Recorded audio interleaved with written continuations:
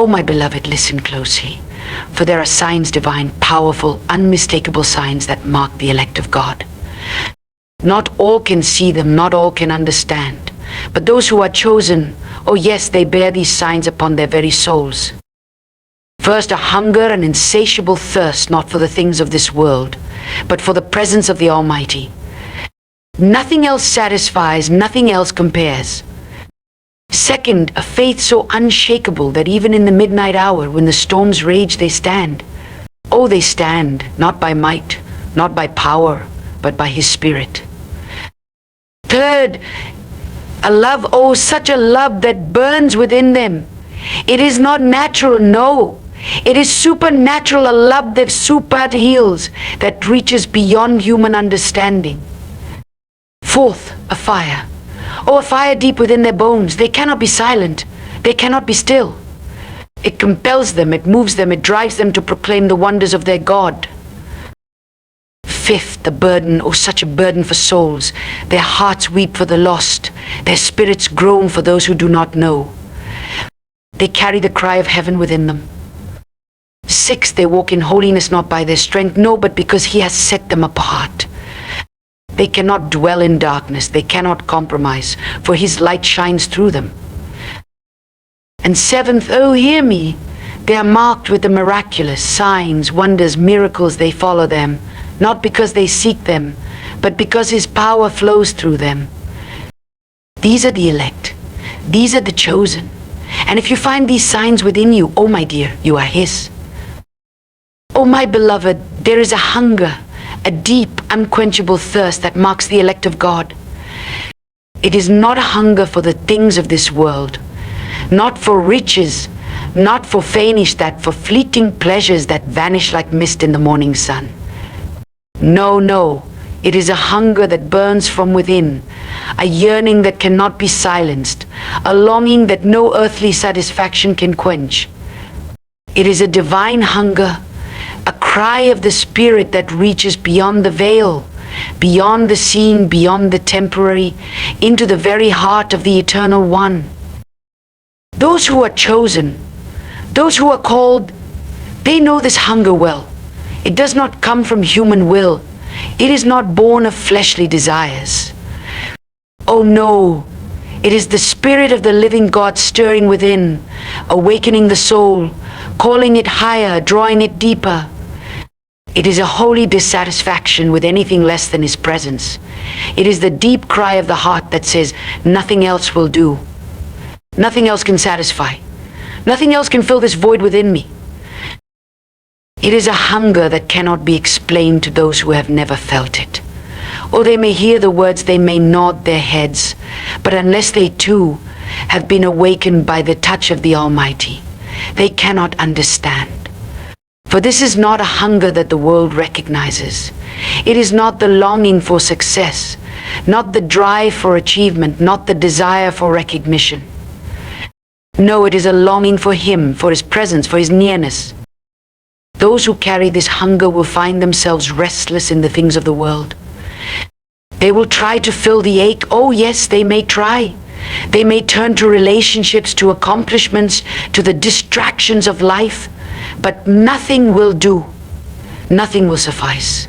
The hunger will only grow deeper and deeper, stronger and stronger, until it consumes them. They will wake in the night with tears streaming down their faces, their hearts crying out for the touch of heaven. They will walk through their days feeling an ache, a pull, a drawing that never fades. They may not even have words for it, but their spirits will know they are being called higher. Oh, and this hunger is not polite. It does not whisper. It does not wait for convenience. No, it demands attention. It burns within the soul like a fire shut up in the bones. It presses, it pushes. It will not be ignored. The elect, those chosen of God, will feel it in every fiber of their being. They will be drawn to the secret place, to the quiet place, where the world is silenced and His voice can be heard. And this hunger, it grows.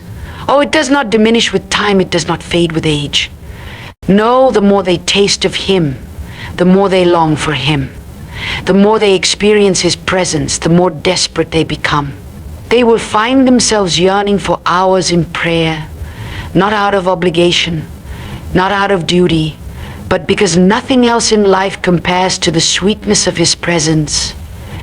They will be drawn into His word, not for knowledge alone, not for doctrine alone, but because His voice is there, because their spirits feed on every word that proceeds from His mouth. It is this hunger that sets them apart. It is this hunger that marks them as His own. Others may be content with religion, with routine, with a form of godliness that lacks power, but not the elect. Oh no, they cannot settle, they cannot grow cold, they cannot be satisfied with anything less than the fullness of His presence. And this hunger, it will cost them. Oh yes, it will separate them. It will set them apart. They will find themselves misunderstood, even ridiculed. Others will call them extreme, will call them too intense, too passionate, too consumed. But they will not care. For once a soul has tasted of His presence, once a heart has been set ablaze with the fire of His nearness, nothing else matters. Nothing else is enough. This is the hunger that drives them, that moves them, that keeps them pressing forward, that keeps them seeking, that keeps them desperate for more. It is the hunger that marks the elect, the unmistakable sign that they belong to Him, that they are set apart, that they are chosen. Oh, listen closely, for there is a faith, an unshakable faith, that belongs only to the elect. It is not the faith of mere words, not the kind that rises in moments of ease and crumbles when the winds begin to blow. No, this faith is forged in the fires of trial, tested in the storms of affliction, purified in the depths of suffering.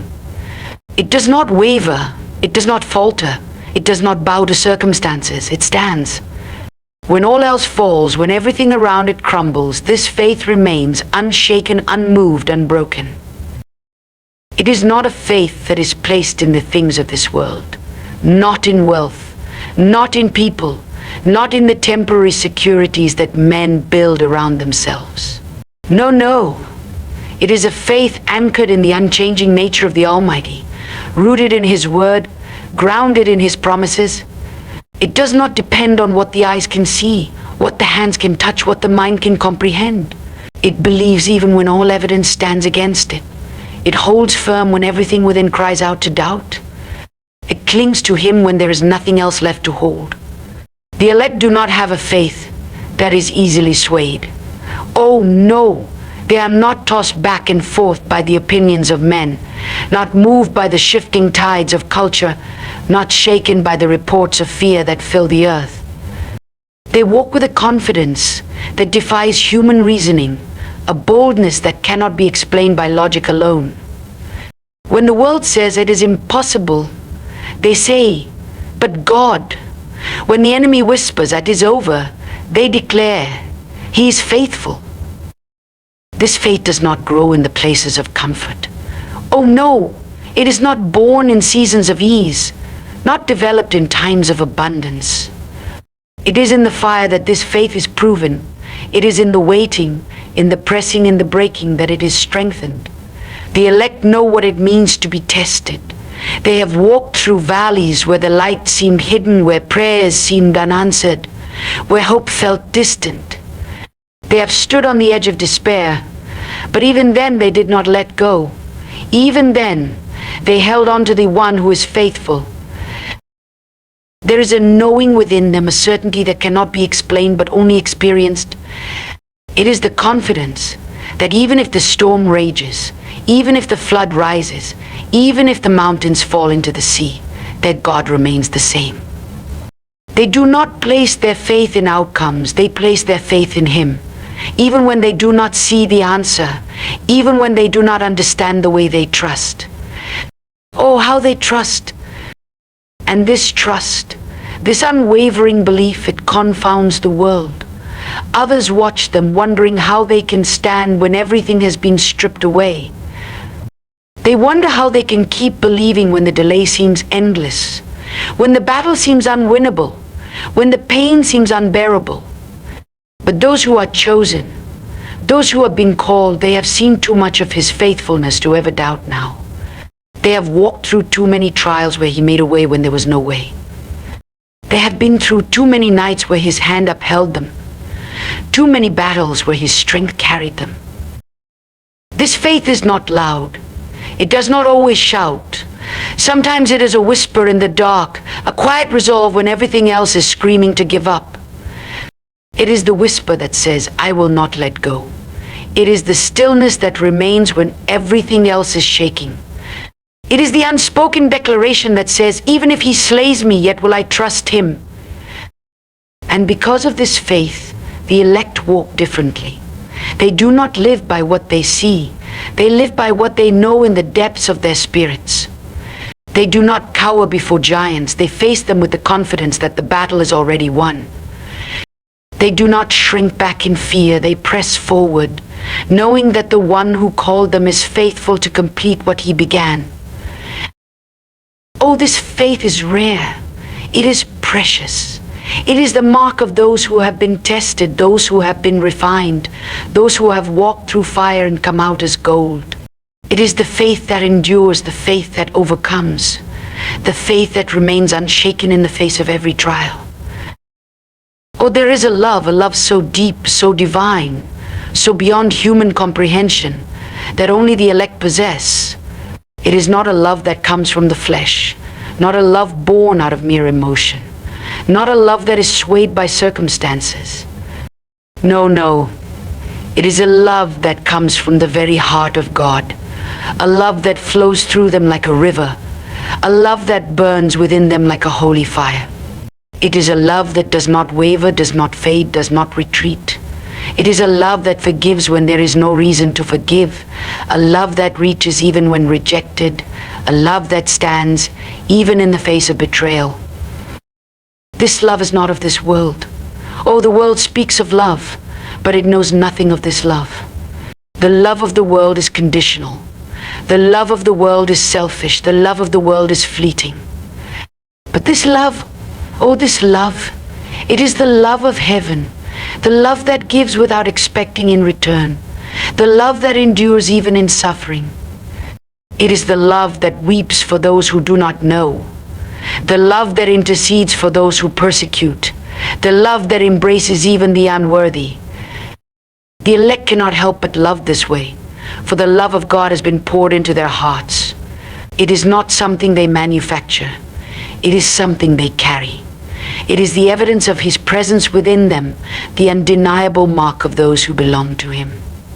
They love because he first loved them. They love because they have encountered a love so overwhelming, so transforming, that they can never be the same again. And this love, oh, this love is costly.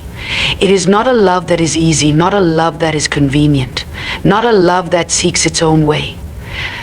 It is a love that surrenders, a love that lays itself down, a love that chooses to bless even when it is wounded. It is a love that does not keep record of wrongs, does not seek revenge, does not close its heart to those who have failed. It is the love that Christ himself displayed, the love that stretched out its hands upon a cross and said, Father, forgive them. The world cannot understand this love. It makes no sense to those who live by the flesh. How can one love those who betray? How can one bless those who curse? How can one give and give and give, even when nothing is given in return? Oh, but the elect do not love with human love. No, no. They love with the love of God, the love that does not run dry, the love that does not grow weary, the love that never fails. This love is their strength. It is their weapon. It is the very essence of who they are. It empowers them to walk in forgiveness when others would hold on to bitterness. It enables them to pray for their enemies when others would seek to harm them. It compels them to keep reaching out, to keep believing, to keep pouring out, even when everything in the natural says to stop. And this love, oh, it transforms, it changes atmospheres, it shifts hearts, it breaks chains. It is the love that melts the hardest hearts, the love that heals the deepest wounds, the love that brings restoration where there was only brokenness. The elect do not merely speak of love, they live it, they breathe it, they radiate it. It flows from them in every word they speak, in every action they take, in every life they touch. This love is fearless. It does not run from the difficult places. It does not avoid the uncomfortable conversations. It does not withhold itself from those who are deemed unworthy. It goes where others will not go. It reaches where others refuse to reach. It embraces those whom others reject. It is a love that is relentless, a love that pursues, a love that never gives up. And this love is the true sign of the elect. Not power, not knowledge, not status, no. It is love. It is the love that looks beyond faults, the love that sees beyond failures, the love that lifts up instead of tearing down. It is the love that reflects the very heart of God, the love that shines in the darkness, the love that never ceases, never wavers, never ends. Oh, there is a fire that burns deep within the bones of the elect. It is not a fire that man can produce, not a fire that can be ignited by human effort, not a fire that can be extinguished by the pressures of this world. No.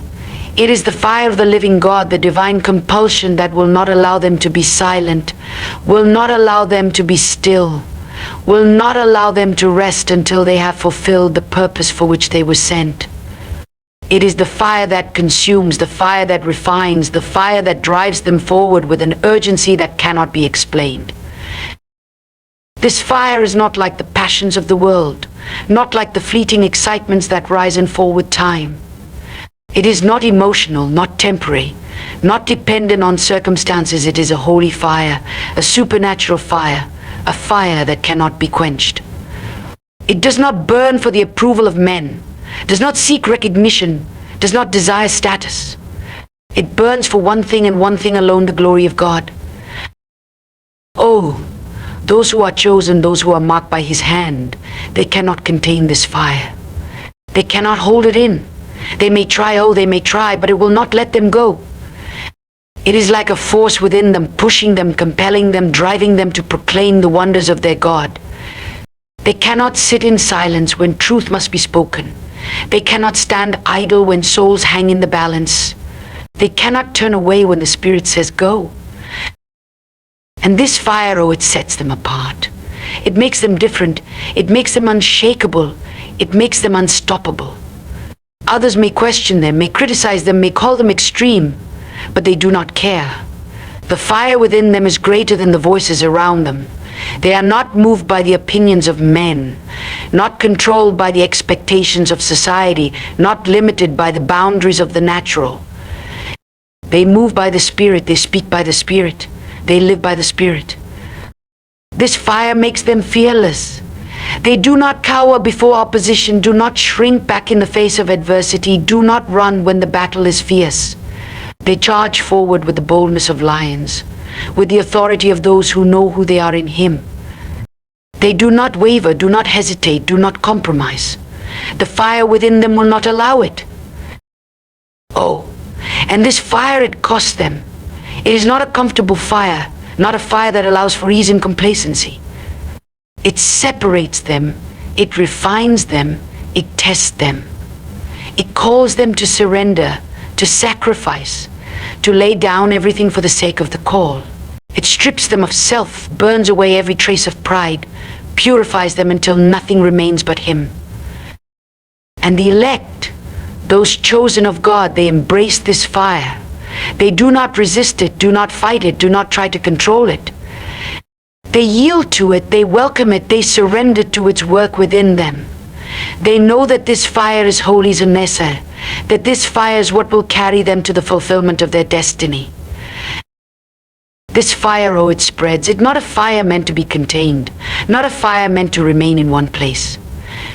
It ignites others, it awakens those who have slumbered, it sets ablaze those who have grown cold. It stirs the hearts of those who have forgotten their purpose, revives those who have lost their passion, breathes life into those who have given up. It is a fire that cannot be ignored, a fire that demands response, a fire that changes everything it touches. And those who carry this fire, they are relentless. They will not stop, will not grow weary, will not turn back. They are driven by something beyond themselves, compelled by a force greater than their own strength. They press on when others fall away, press through when others give up, press in when others retreat. They are unstoppable, unmovable, unrelenting. Oh, this fire is the mark of the elect. It is the evidence that they have been called, that they have been chosen, that they have been set apart. It is the undeniable sign that they belong to Him, that they have been touched by His hand, that they have been filled with His power. It is the fire that burns within them, the fire that drives them, the fire that makes them who they are. Oh, there is a burden, a deep, unshakable burden that only the elect carry. It is not a weight that comes from human concern, not a sorrow born of worldly troubles, not a heaviness that fades with time. No, no. It is a burden placed upon them by the very heart of God, a burden that grips them, a burden that will not let them go. It is the burden for souls, the deep, desperate cry for those who are lost, those who are wandering, those who are perishing without knowing the truth. This burden is not one they choose. It is not one they seek after or one they can simply cast aside. It is the mark of the elect, the unmistakable sign that they have been set apart for something greater than themselves. They do not carry it because they wish to. They carry it because they must.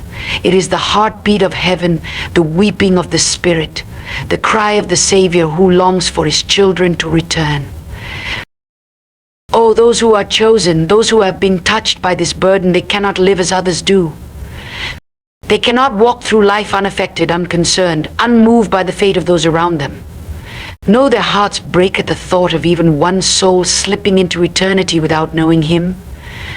They feel the weight of every lost life, every wandering heart, every prodigal who has strayed far from home. It keeps them up at night, drives them to their knees, fills their prayers with tears that words cannot express.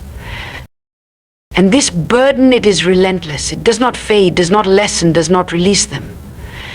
They may try to ignore it, may try to silence it, may try to go about life as usual, but they cannot. It follows them wherever they go. It grips them in the quiet moments, interrupts their thoughts, calls them back again and again to the feet of the one who placed it there. They carry within them the ache of heaven, the longing of the Father, the urgency of the Spirit that cries, "Time is short. The harvest is ready. The laborers must go." Oh, and this burden, it costs them. It is not a light thing to carry the heart of God.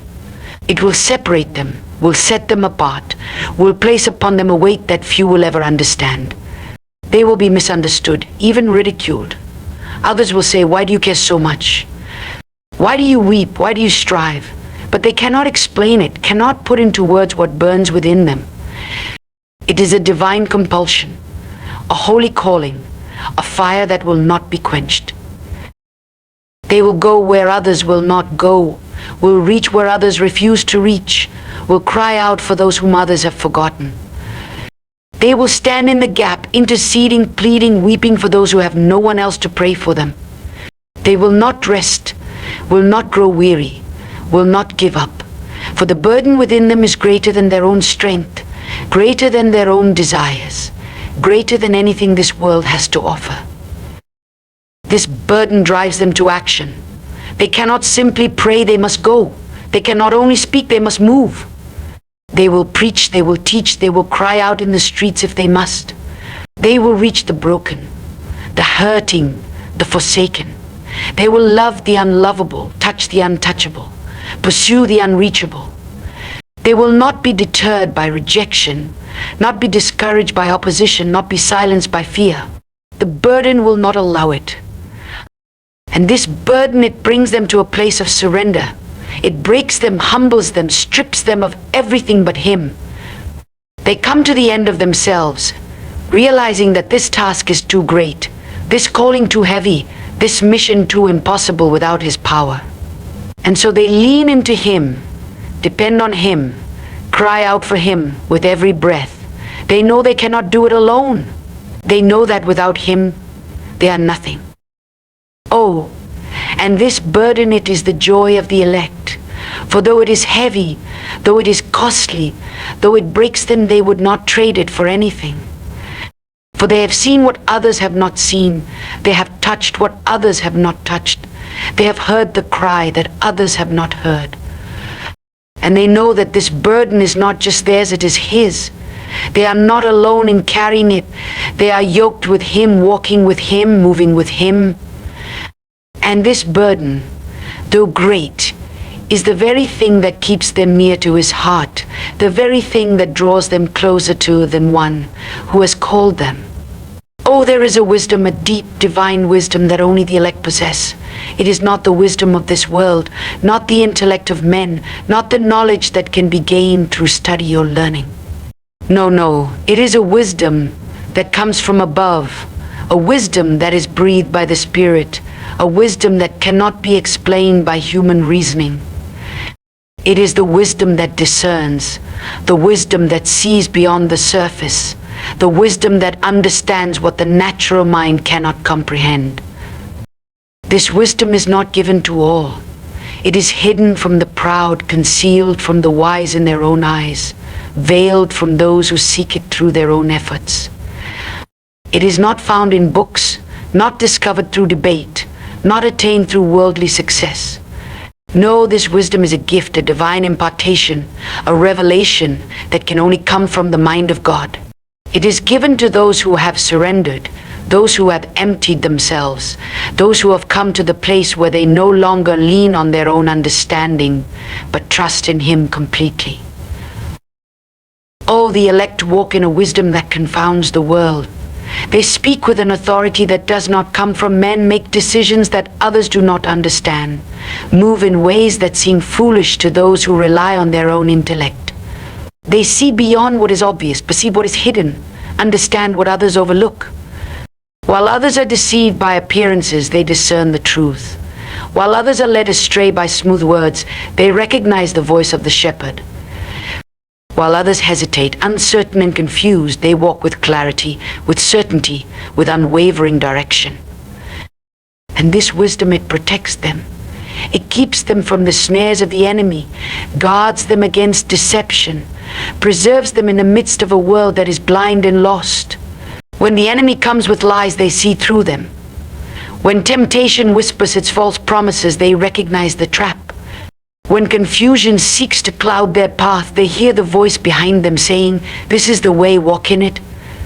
They are not easily swayed, not easily manipulated, not easily led astray. The wisdom of God within them is their shield, their compass, their light in the darkness. This wisdom, it directs them. It orders their steps, guides their decisions, leads them in the perfect will of God. They do not move by impulse, do not act on emotion, do not make choices based on human reasoning alone. No. They seek His counsel, wait for His instruction, move only when He says go. They do not rush ahead, do not lag behind, do not take matters into their own hands.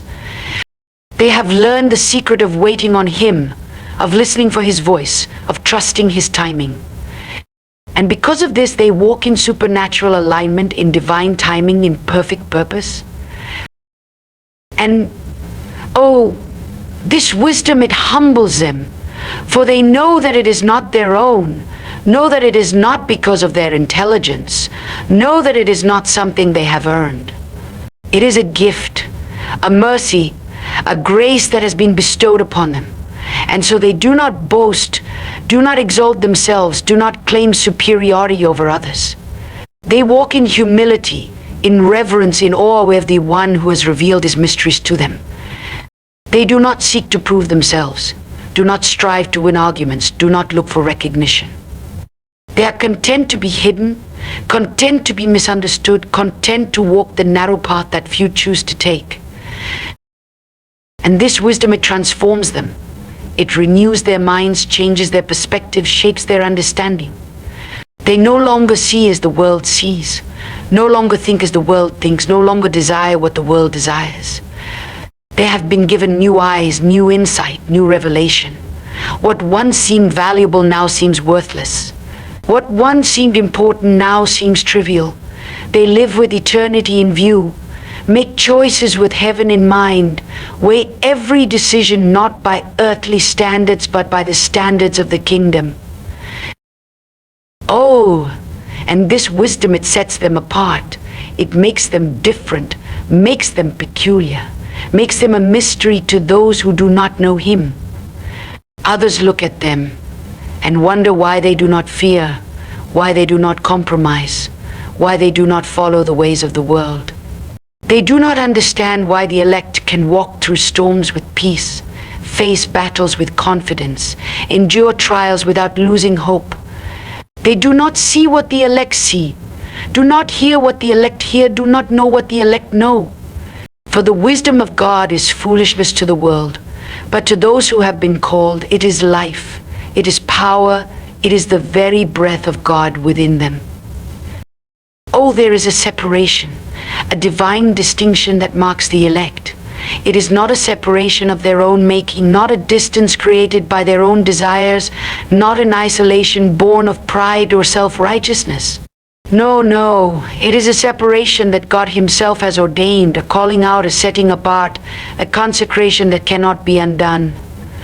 It is the unmistakable evidence that they do not belong to this world, that they are pilgrims passing through, that they have been chosen for something beyond what human eyes can see. They do not fit in. They cannot blend in. They cannot walk as others walk. They may try, but something within them will not allow it. They feel the weight of their calling, the pull of another kingdom, the undeniable truth that they have been set apart for a purpose that cannot be fulfilled in the company of the complacent. There is a holy loneliness that comes with this separation, a solitude that cannot be avoided, a distance that grows between them and those who do not carry the same fire. Oh, and in this separation, it is not always understood. What is not in them will challengement will one day cannot go where they cannot speak, why they cannot live they once lived. Some will call them extreme. Some will accuse them of arrogance. Some will reject them altogether. But they know, this is not of their doing.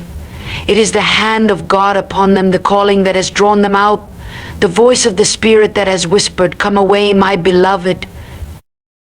And this separation, it is painful. It costs them relationships, costs them opportunities, costs them the acceptance of those they once walked with. It strips them of their reliance on man, forces them into deeper dependence on him, brings them to the place where they must decide, will they choose the favor of man or will they choose obedience to God? There's no middle ground. There's no compromise. The elect cannot have both. They cannot walk with God and walk with the world. They cannot please him and please men. They must make the choice, and it is a costly choice. But this separation, it is necessary.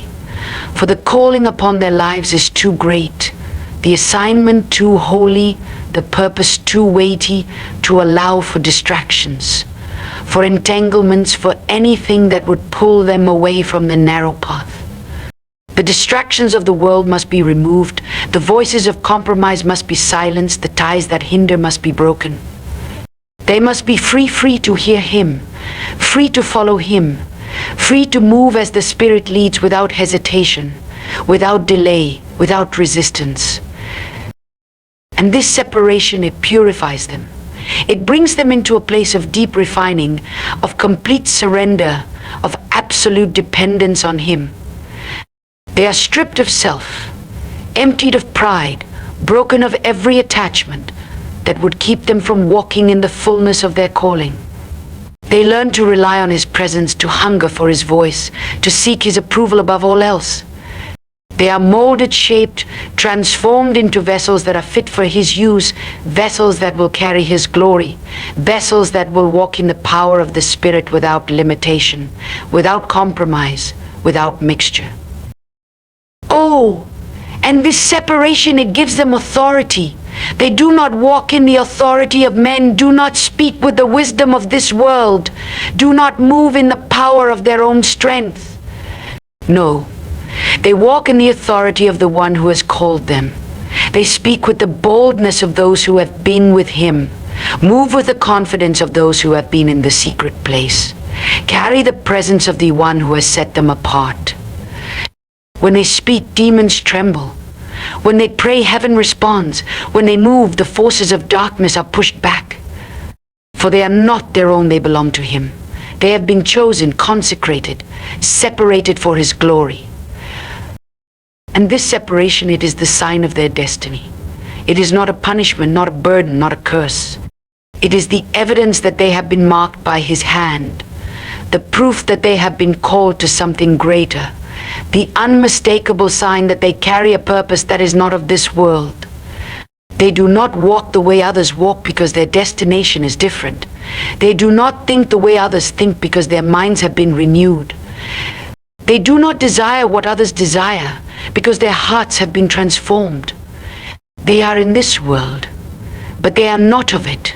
They are pilgrims, sojourners, ambassadors of another kingdom, representatives of a higher authority. Oh, and this separation, it is a gift, for though it costs them everything, it gives them more than they could ever lose.